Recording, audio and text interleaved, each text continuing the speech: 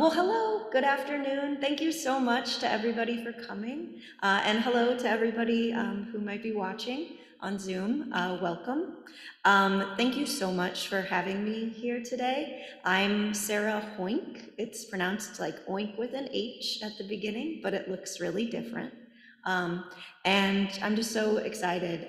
Big thank you to Kathy over there for helping organize all kinds of things for me here. But to really every one of you and to all of Loretto, my heart is just so full of gratitude. I'm here to talk about something I created, but it wouldn't have been possible without the legacy of Loretto. So thank you. But I did write something. So it's this book. It's called A Sisterhood on Fire. It's a novel. And so I'm really excited to share some things about it with you all. So I'm going to get started, okay? I'm going to tell you a little bit about the novel's inspiration and its background, a little bit about the research that I did into creating it. And then I am going to read from some chapters so you guys can get acquainted with some of the main characters, well, the main characters. And then if you guys have any questions, you want to ask me about the book, my research, St. Louis, near Exhall, whatever, I'll take them. And then if you want, I do have copies. I'm going to be donating a couple copies to the Motherhouse, so of course you can read them that way. Or if you would like to purchase one, I also have them here. They're $18.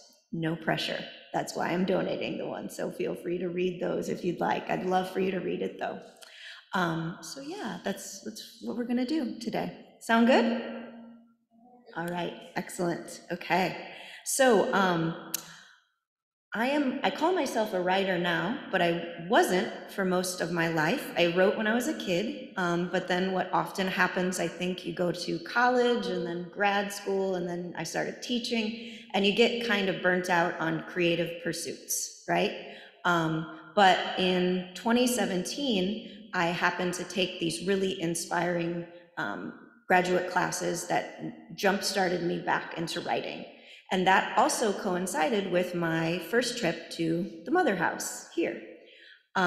So I came with the Near Exhall for the Loretto Teachers Immersion trip that always happens in the spring. And this was my first time at Loretto in the Motherhouse, despite the fact that I am a Nearix girl. So I went to Nearix, I graduated in 2003. And then so did my sister and aunts, and you know, as is often the case with certain high schools. And then I worked there after college, and then started teaching at Nearix full time in 2013. So I've been there for 10 years. So I'd had this large Loretto history to me, but I'd never been to the Motherhouse. And it was a pretty transformative experience for me to be in this special place, but especially because when we went to visit the Heritage Center, Sister Eleanor Craig, she read this poem by Sister Cecily Jones. And it changed things for me. So I'm going to read it for you guys. It's actually at the beginning. It's in the front matter of the book, and then I'll tell you why it changed things for me. So in the poem, there are a couple excerpts from some historical texts that start the poem before then the poem itself gets going. So this is Upon This Hill by Cecily Jones. Reflections of Isabella Clarke on the sisters' transfer from Little Loretto to St. Stephen's Farm, November 1824. These are the historical bits. After the death of Reverend Father Nearix, the Right Reverend Bishop Flagey of this diocese came to Loretto, accompanied by Reverend Guy Chabrat, whom he installed in Father Nearix's place as our ecclesiastical superior. Being thus placed in full possession of his house and its content, he, for some reason, burnt all of Reverend Nearix's writings.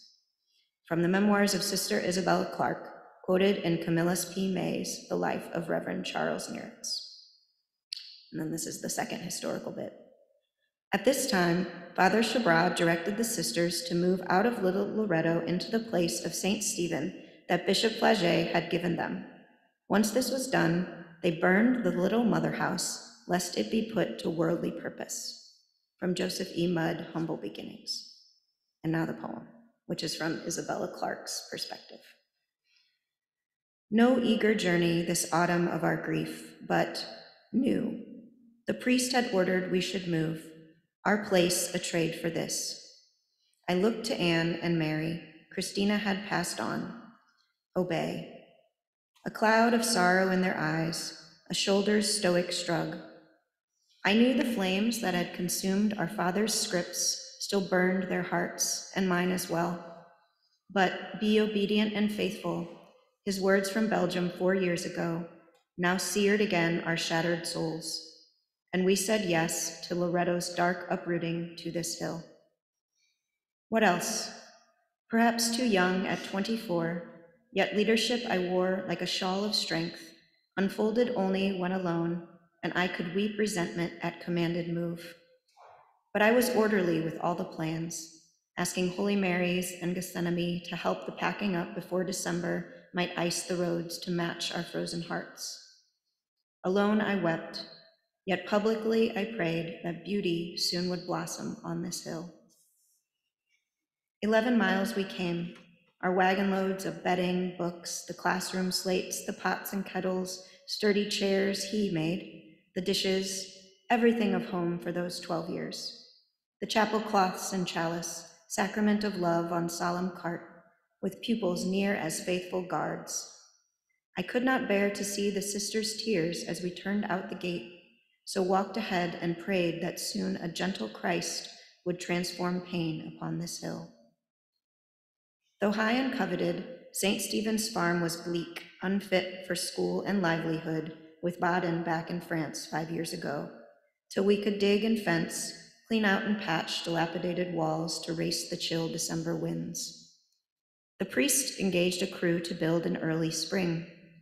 As we began to settle in, dear Claire brought saplings from the woods to green the barren drive, a way to plant our broken hearts upon this hill. A duty still remained, so bittersweet I held my shawl of leadership as shield, protecting almost everyone but Anne and Claire and Mary, stalwarts from the start, who traced with me processional of tears, returning to the cabins they had built. We torched the chapel, convent, school, and watched till ashes turned blue-white, no plunder there. Oh, could the way a wildfire leaps for miles be sudden grace aflame within our hearts, from embers there to life upon this hill? And that's the end of the poem. So I was immediately like, whoa, whoa, whoa, whoa, wait, Eleanor, they burned it down? Like, that was like, I was just so shocked. And she said, yes, they did. And I said, well, why? And, there wasn't really an answer, right? Like there's historically, there's no exact answer besides they didn't want it to be used for secular means, they didn't want it to be desecrated, etc. But this really lit a fire under me. And that's because I love to tell stories of women in history whose voices haven't been heard. I actually was in the process of writing my first novel at the time, which is actually about my husband Kevin's family in Germany during World War II. It's about his grandmother and the women in his family. And these are the stories I like to write, everyday women, and to give them voice when history often hasn't. So once I finished that book, I knew I wanted to move on to this topic. This poem was it, like that was it. I knew this was the next story. And so my plan was 2020, I'm gonna start writing, right? I was gonna come to the Motherhouse, summer of 2020, get research in, work with Eleanor. As you all obviously know, that did not happen because of the pandemic. So I couldn't come down. Instead, I did a lot of Zooming with Eleanor, and she helped me so much. Her guidance was really important to the book. I learned a lot about what to research and where to look, and it was just so helpful. And once I started to research, that's when the novel really started to take shape. And that's one of the coolest parts about writing historical fiction, is that you use what happened to then shape the story that you want to tell. And in some cases, it even might change based on what you discover. So the research part was really exciting. But as a lot of you probably know, most of my historical sources, primary sources and things like that, were pretty much all written by men in the church, priests and bishops and such, from the 19th century, so from the 1800s. The only things that I had were some excerpts from Isabella Clarke's memoirs, which weren't complete, and then some excerpts from Sister Theodosia's memoirs, which were Eleanor gave to me. But those were the kind of the only substantial sized things written by sisters. And the books that I did, of course, read by Loretto were from more the 20th century, things that were then researched as opposed to primary sources. And so in most of these 1800s, 19th century sources, the sisters were just sort of footnotes, right? Like they were alongside often like the priests and the men and the things that they were doing. And so more and more I was like, well, there were these amazing women, and all we have is they have like a sentence, like of who they might have been or who they were as people. And so that was what really got me excited, and I decided this is the story I'm going to tell. I will say, as a writer, it did give me a bit of leeway too, which was nice when you don't have a lot of historical information. That allows you to create your characters and make and use the history to then create the people that were in it, which is exciting for writers. So in the research, there were kind of two big historical conflicts that really intrigued me, that I knew I wanted to bring to front and center with the novel. So the first one was Loretto's involvement with slavery. For those, have anybody seen Sister Eleanor's excellent talk that she's given? There's a PowerPoint and things, and that she gave on slavery and Loretto. And so some of this comes from that, as well as my research. And so what was really interesting historically was kind of seeing this really complex relationship that the early church had with slavery, right? Like that the two coexisted and coincided, but at the same time, there were all these contradictions in it. So, for example, that some of the sisters in the past were usually willed to them, but owned them, and even money used to buy little Loretto's land was through the sale of the slave Tom to Father Nearix. And then I like Tom is an actual character with words and thoughts and feelings and storylines in the book. But that was something that really fascinated me. And then there was so much, like I said, the contradiction about how early church abhorred slavery. They didn't want to uphold it, but then at the same time that it was sort of this necessary evil that went alongside living in that time. But then at the same time, Father Nearix encouraged that people send their slaves to school to learn how to read and write, which was another contradiction. And that possibly even some of the early oblates who lived in the community could have been people who were perhaps owned previously or things like that. So a very complicated relationship. And also that Father Nearix tried to get the first Negro sisterhood started off the ground anywhere in America. Again, those three women who don't have names that I could find in the historical text, I gave them names and tried to bring their story into this story.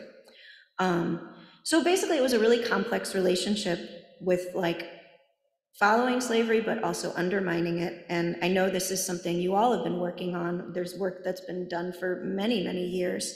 And I knew that with Sister Eleanor's encouragement too, that I wanted this to be part of the story that's told. So that's a component in A Sisterhood on Fire.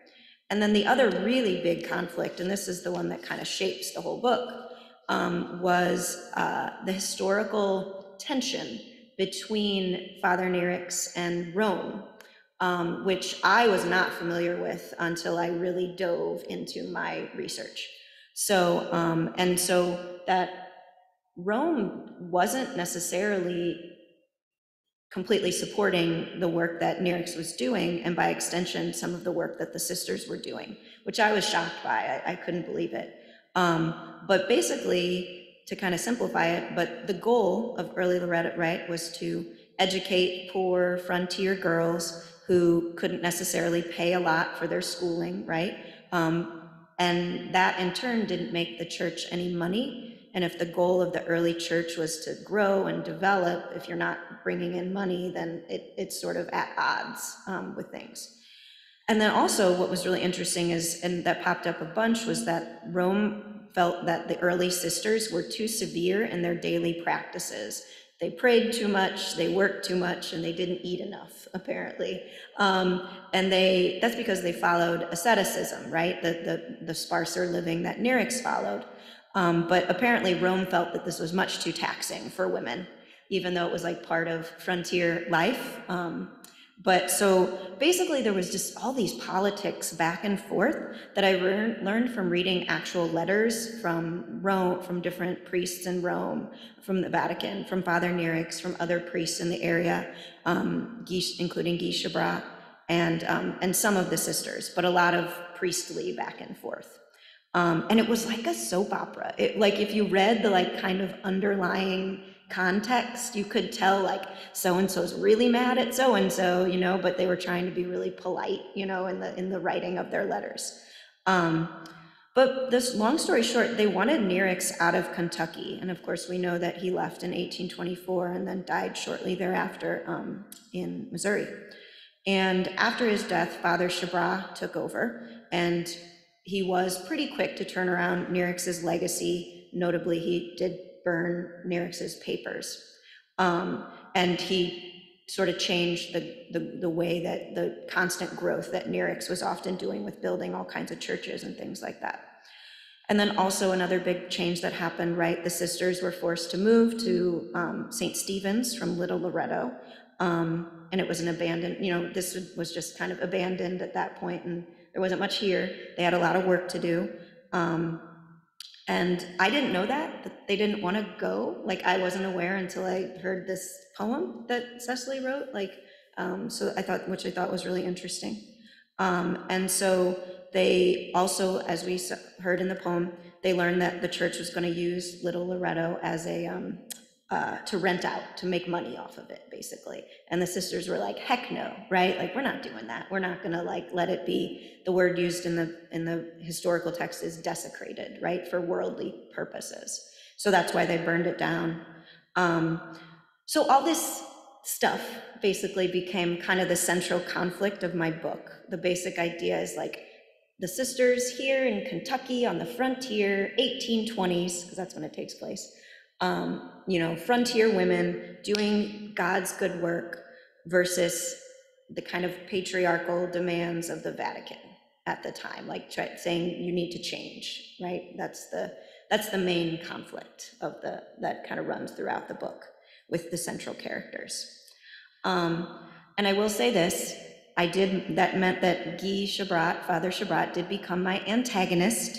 He did become the bad guy. Because remember, it's historical fiction. You gotta have a bad guy. So even though I know, of course, he did many good things and likely was a very good man, I needed a bad guy. So on that note, I will say, especially if you choose to read it, this is a historical fiction. So of course there are some historical things that I shifted or changed, or maybe aren't like that, like for example, Anne Havern isn't living at the Motherhouse in my story because I just couldn't have that many main characters. You know what I mean? Like things like that. So some historical things were changed to fit the story or to make things engaging.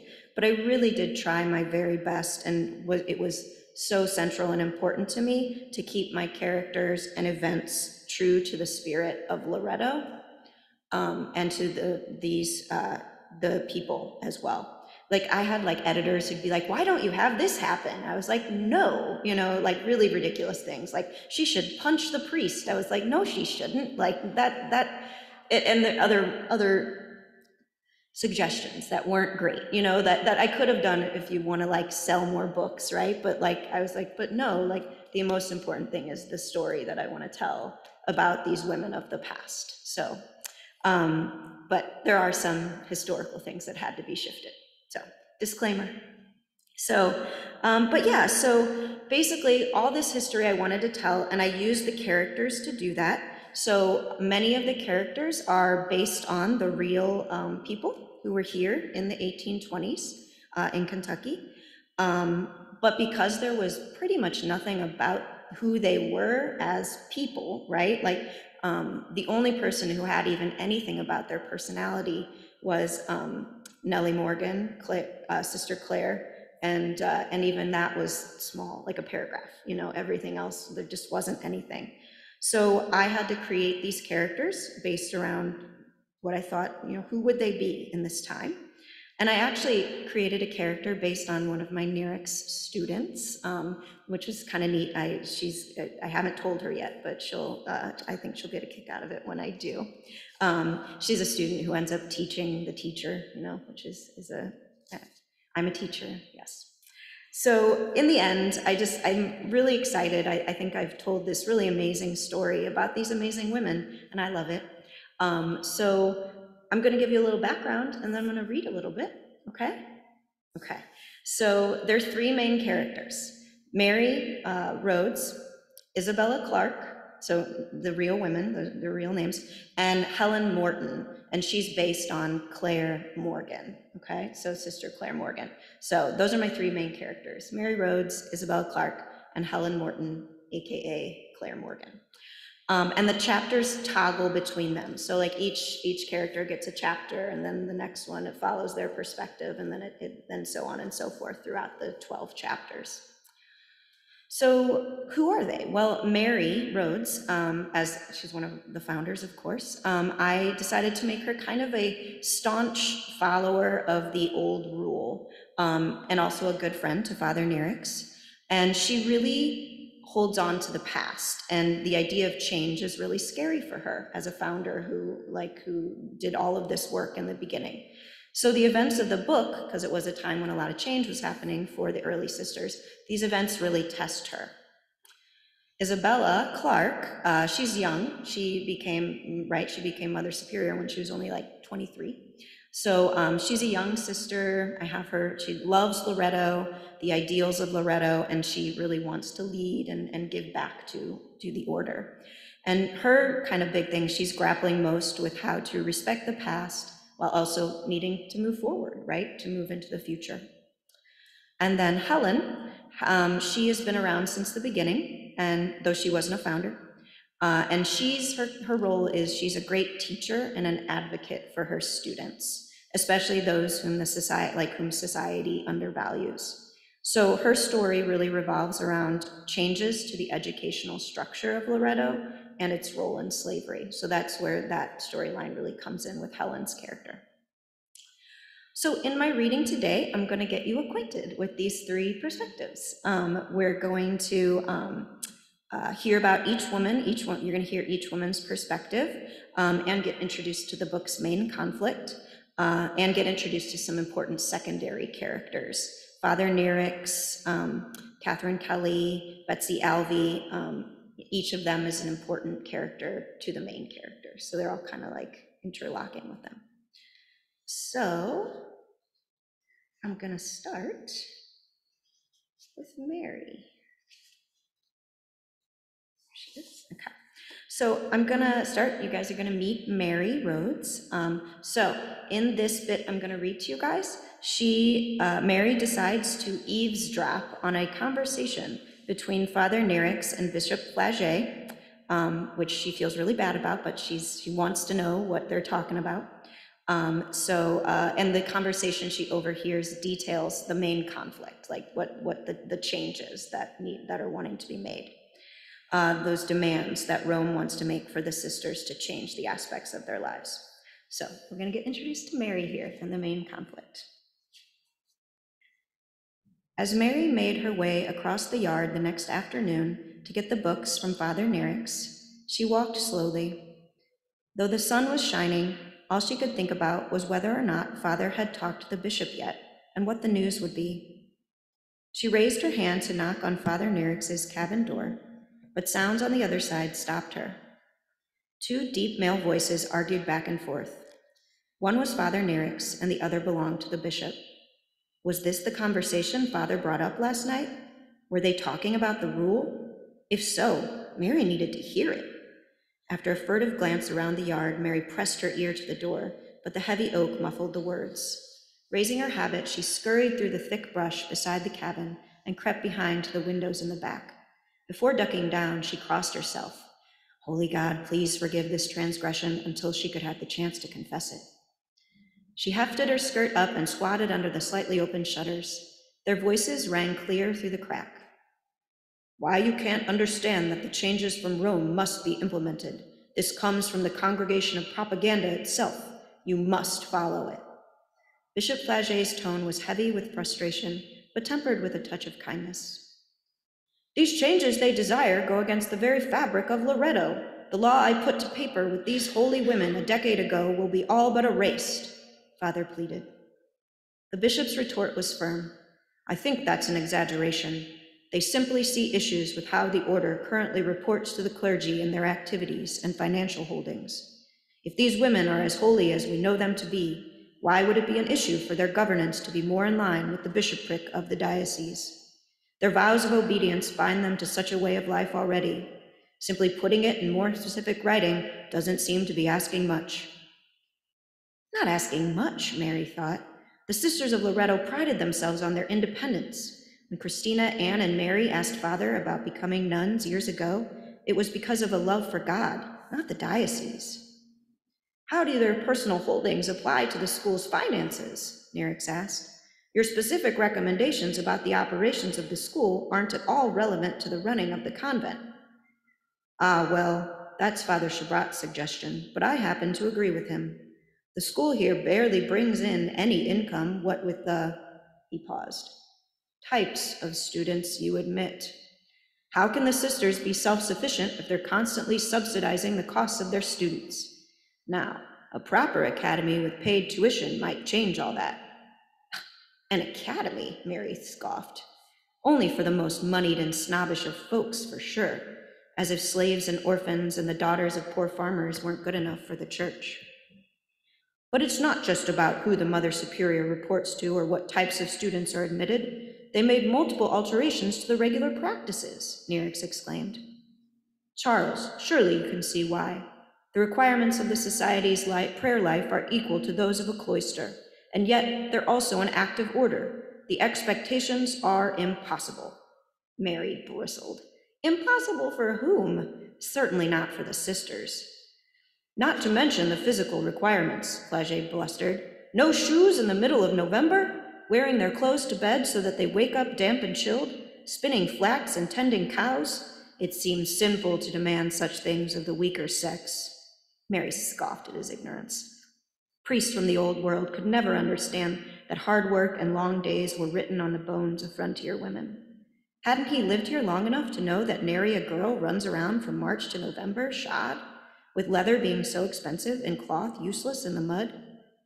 But it wasn't just milking and churning and weaving. Didn't he know what the sisters wanted from Loretto? To be left alone to praise God. It's true that they work hard, but it's never more than they're willing to give, Nerex advocated. They require it of themselves. You cannot deny them their wish to pray fiercely and live simply. It took every ounce of willpower for Mary not to jump up and whoop at Father Nerex's words. Flaget sighed so deeply that it seemed to shake the loose shutters. All right, Charles, all right. In a voice drained of all fight, he asked, So, what will you be doing with yourself now? Eagerness leapt from Nerex's voice. At your urging, I plan to give the rule all its due diligence, after much prayer and contemplation. I also hope to write more, inspired by these aesthetic texts I brought from Europe, not to mention more construction and more churches. Much to do, much to do. Yes, that all sounds splendid and exhausting. But with your vigor, Charles, I'm sure you'll be up for the challenge, even at your age. The Diocese of Kentucky is greatly blessed by your fortitude and energy. The creak of a chair accompanied the bishop's words. Speaking of that, I think I'll go and take a rest before Mass. Mary panicked at the threat of his sudden exit. Here she was, crouched calf-deep in bramble and sinning to high heaven. As Mary hiked up her skirt to escape, the bishop cautioned. I'm glad you plan to give give thought to Rome's advisement, as they have also given it great consideration. In fact, the Holy See has empowered me and Father Chabras to take more severe measures if the rule is not instituted. Though the sisterhood is firmly established, it is not all-powerful. Only God and his holy church are. If Loretto becomes more troublesome than useful, it can be shut down. Remember that, Charles. He swept out before Father Nerix could respond.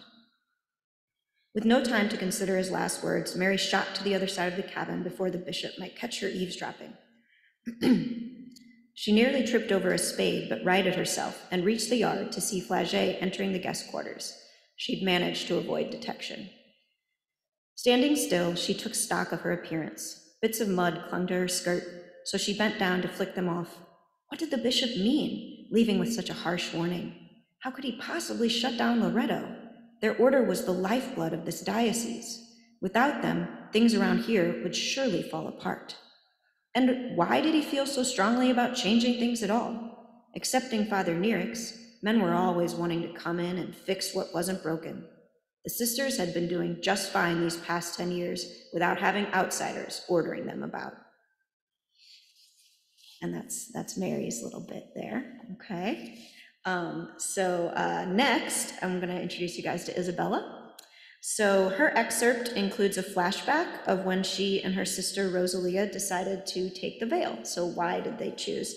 Because one thing that was really interesting reading, or having modern readers read this, so many of them often said, gosh, I never thought about why women would choose to, become sisters in the 1800s, like choose happily. And I said, because they didn't want to get married or have 10 children, right? And so many people were just like, wow, that was so amazingly new for me. And I was like, oh, really? Okay. So that's Isabella's kind of story here. It also introduces Catherine Kelly, who's a postulant who's really important to Isabella's development as a leader. And there's a really fun anecdote from Sister Theodosia's memoirs in here. I actually pulled it straight from an encounter that a young postulant had with Mary Rhodes. Anyway, here we go. Oh wait, no, sorry. So, but first we're going to start with the flashback of when Isabella decided to take the veil. It had been a warm spring day. Isabella's bare feet languished in a patch of sunlight while Rosalia scrutinized the landscape they were painting. Isabella couldn't keep her mind on anything other than the ceremony they'd witnessed a few weeks prior when a sister had received the little veil of Loretto. The young woman's transcendent expression as she accepted her blessing from the bishop had been burned into Isabella's memory. She kept looking at Rosalia, trying to decide how to bring up the subject. What if Rosalia thought she was daft or didn't feel the same way? Such a possibility was certainly scary, but Isabella had to say something. After rehearsing her questions in her head, she put down her brush and asked, "Do you remember that mass we went to a few weeks ago at St. Charles, where the new sister was received into the Society of the Friends of Mary?" Rosalia lowered her brush as well and looked at her sister, 1 year her senior, with excited eyes. How could I forget? All that singing and celebrating a woman being married to God, it was magnificent. I'd prefer that over a real-life husband. Isabella's heart leapt at discovering her beloved sister's feelings. Yes, I agree. She was so excited that she forgot her carefully worded approach. Do you ever wonder what life must be like in that nunnery? How much quieter it must be? Not having to work in the shop or have men asking Father about us? Those women don't have to worry about their prospects. Not to mention not having to be surrounded by a bunch of children all day long. As the two oldest of 7 siblings, Isabella and Rosalia were often tasked with caring for the youngest, along with helping in their father's shop. Rosalia continued, I love them dearly, but I'm tired of washing all those soiled napkins. And I know that's probably what I'll be doing for the rest of my life, if any of those men you mentioned have their say about it. Even though she was only 16, Isabella's path forward was clear, and now it seemed her sister's was as well. With a deep breath, she voiced her intentions. It doesn't have to be that way. What if, instead of all that, we join the sisters instead? Rosalia stared at Isabel with wide eyes, like she was trying to determine if this was real. But then she threw her arms around her sister's waist, laughing wildly. That day, they decided to walk the path together. The bells in the tower above the chapel clanged, announcing the 11th hour. Isabella sprang from the pew and looked down at her soot-covered hands. If she didn't wash up quickly, she'd be late for Mass. What sort of example would this set for the postulants on their first Sunday? Not to mention what Mother Mary might think. She ran out of the chapel and up the convent stairwell. Just as she reached the main landing, all the new postulants were coming down the hallway. Most of them were still wearing their simple habits, but a few of them, including the Kelly sisters, Catherine and Bridget, wore finer clothes. They were likely observing the custom that one changes for Sunday Mass, something the sisters never practiced in the convent. Isabella was worried, as Mother Mary certainly would not approve of the lace collars and embroidered sleeves they were sporting. Right when Isabella turned to correct their error, Mary's voice surged through the hallway. "Catherine, honey!" She stood in the doorway of the sitting room with her hands on her hips. Her sturdy figure was a giant colossus silhouetted by the frame. The nostrils on her crooked nose flared with surprise, and those thick, imposing eyebrows were raised to a heavenly height. Catherine froze, her body quaking. The poor thing didn't stand a chance. "Yes, dear mother," she squeaked. "Have you on the dress you intend to wear all week?" Mary asked. "No, ma'am." "Well, honey, we don't want you to bring the devil into our presence with all your worldly ways, your silks and satins. We don't want none of them here. They don't suit a convent." She looked the quivering girl up and down. "We got no finery here for the Lord's Day. What you wear during the week is good enough for Sunday." The deep blush on Catherine's face was like vermilion powder, making her wide green eyes pop out. Without another word, she bowed her head and shrank toward the sleeping quarters, along with the others who had changed for Sunday. Isabella felt for the scolded girl. After all, 2 others were dressed equally as fine as she. Why had Mother Mary picked only on her? Mary caught Isabella's eye and with an exasperated sigh followed the properly dressed postulants who'd retreated in terrified silence down the stairs. Standing in the frigid hallway, Isabella rubbed her chapped hands together for warmth. She still wanted to wash up before Mass, but didn't dare impose upon the embarrassed young ladies, so she waited outside until they finished. Over the past week, Mary had been especially hard on these newcomers, which didn't seem right. They were from Maryland, after all, some even from the city of Baltimore. They couldn't possibly be accustomed to frontier ways or the strictures of convent life, the sparse food, the physical isolation, the cold rooms, the perpetual prayer, the plain clothing, the self-imposed silence. With so much to adjust to, they needed kindness, not a superior who chastised them at every turn. But of course, it wasn't Isabella's place to make such judgments. The mere thought of standing up to those imposing eyebrows of Mary's seemed unthinkable. Isabella peeked through the crack in the door and saw that the postulants were almost done changing. No one spoke a word as they smoothed their plain bonnets and dark skirts. Silent as death, they filed out of the room. When Bridget Kelly saw Isabella, she gave a quick bow and shuffled by. The second postulant did the same. But when Catherine Kelly exited, she paused, looked Isabella right in the eyes, and smiled tentatively. Before she could leave, Isabella asked, "Are you all right, my dear?" She nodded vigorously, but said nothing, likely afraid to break silence. "Do you need anything? Please don't be afraid to speak," Isabella assured her. Catherine opened her mouth a few times, like a confused goldfish, but then her words spilled out as if a channel had been opened. "I'm so awfully embarrassed, sister. I can't possibly tell you how mortified I am to have made such a foolish mistake during our first week here." Her hands flew with breathless energy. "I'm so upset to think that dear Mother Mary and you might think that I'm vain or that I can't take a vow of poverty seriously, but I do, sister, I really do." She grabbed Isabella's hands. "Is that what you think of me, of us?" Desperation clung to her voice like cobwebs stuck in the corner of a high-ceilinged room. "No, my dear." Isabella patted her hand and then released it. "I don't think that of you." If anything, it reminded her of Rosalia when they were younger. "I would guess that's how you were raised, and no one's ever told you differently, yes?"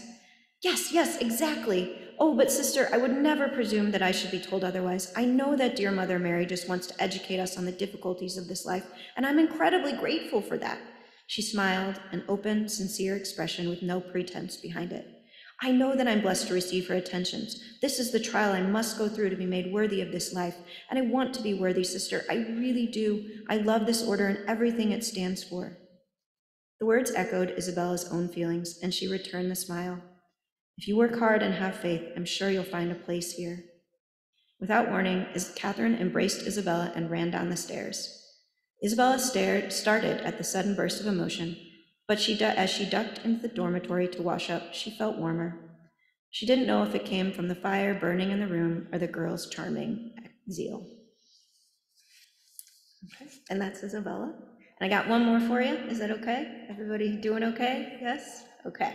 All right, so we'll do one more, and that's going to be Claire. She's the teacher, okay? So this is Claire in her classroom. Oh, I'm sorry. It's based on Claire, but her name in the book is Helen. Sorry, sometimes I get the two names mixed up. But in the book, her name's Helen. So this part is Helen in her classroom. She's interacting with her students, especially Betsy, who plays a really important role in Helen's story. Helen's stomach growled like a baby bobcat, low but tinny. It growled so loud that all 12 girls in the classroom smothered their smiles behind their hands. Heat crept up Helen's throat.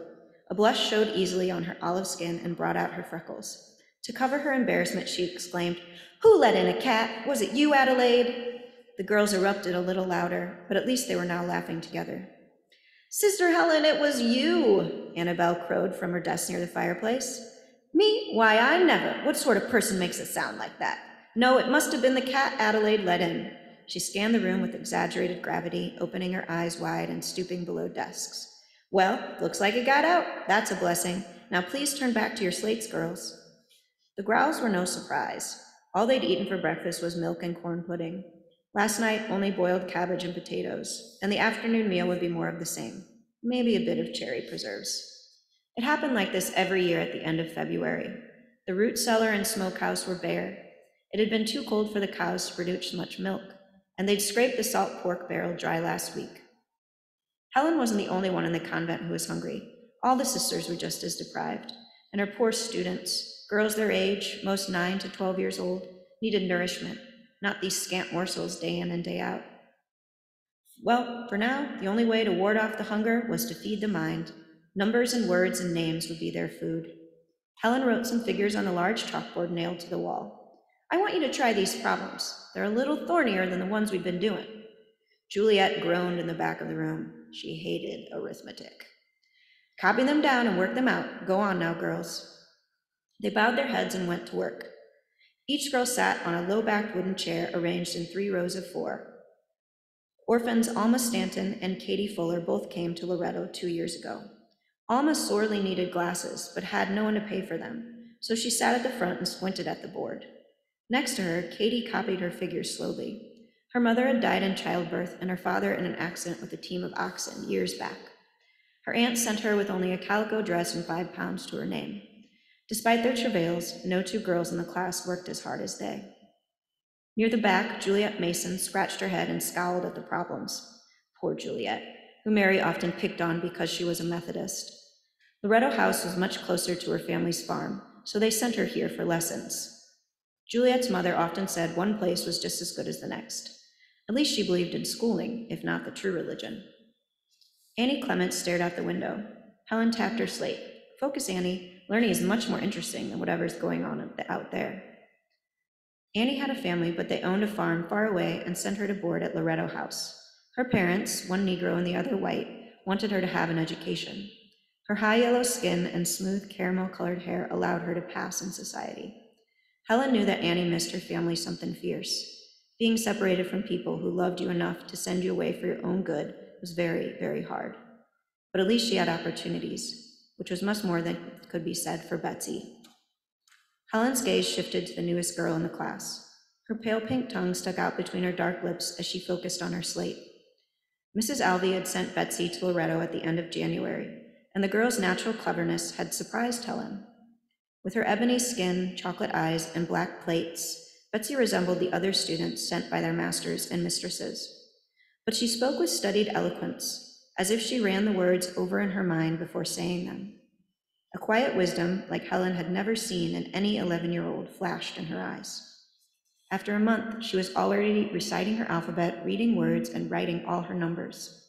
Her knack for figures was especially impressive. As if she could read Helen's thoughts, Betsy's hand shot into the air. She looked up from her slate with a grin. "Sister, I's done. Would you come on back and check?" Helen's eyes widened in surprise, while some of the other girls in the room glared at Betsy with envy. They inspected their slates and shook their heads.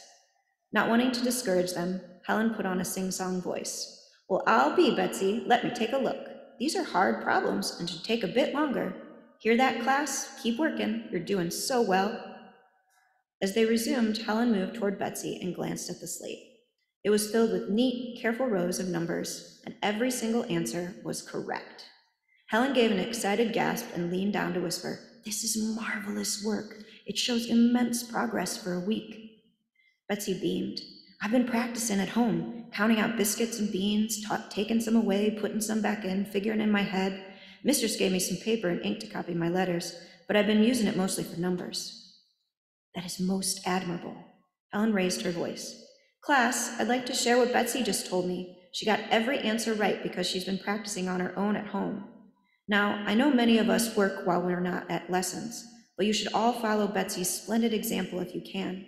Other than faith, education is the greatest thing you can have in this world, and you must commit yourself to it, just as you commit yourself to God." A few of the girls glowered at Betsy, and others frowned at their laps. Perhaps she'd gone too far. Helen didn't want to make Betsy a target for their judgment, especially since her situation was so different from theirs. But then Annie called from the back of the class, "Does this mean you like Betsy the most now, sister?" Steeped with hope and adoration, all dozen faces tipped toward Helen. Of course.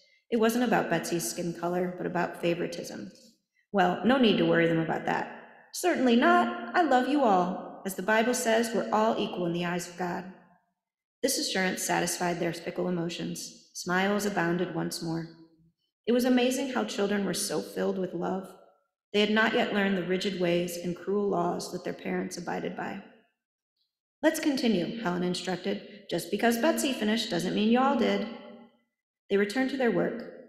Helen moved toward the chalkboard, but Betsy grabbed her sleeve. "Excuse me, sister, but could I trouble you for some more? I want to keep practicing." With a smile, Helen grabbed her slate, erased the etchings, and wrote a few more problems on it. Betsy took it eagerly. "I thank you, sister." All the students wrote feverishly. Helen watched Betsy's chalk click on the slate. She was a wonder, always asking questions during their reading sessions, prodding about how Eve came to be or where Judea was. They'd been reading Exodus, what with the Lenten season underway, and Betsy had taken to the story of Moses. She voiced her hatred of Pharaoh and applauded Aaron for being the voice of God. Helen imagined that Betsy would be God's ambassador if he asked. Betsy raised her gaze to Helen's and smiled. Like flames on a burning bush, knowledge leapt in the girl's perceptive eyes. And that's it for the reading. So, thank you.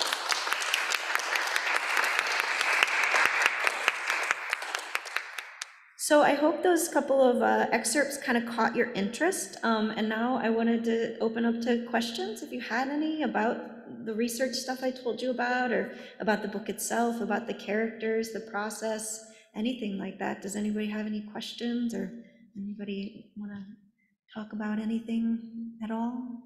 Thoughts?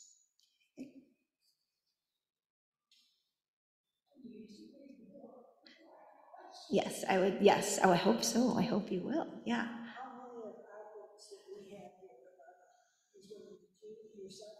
So I read, how many books, like by Loretto, authors that we have here, did I use, right? So definitely the one that came out in 1912, and then the Annals, I read that one, and then Sister Joan Campbell's book about the early antebellum period. I did the Century of Change. That's the one. I'm sorry. That's the one I was trying to remember the title of.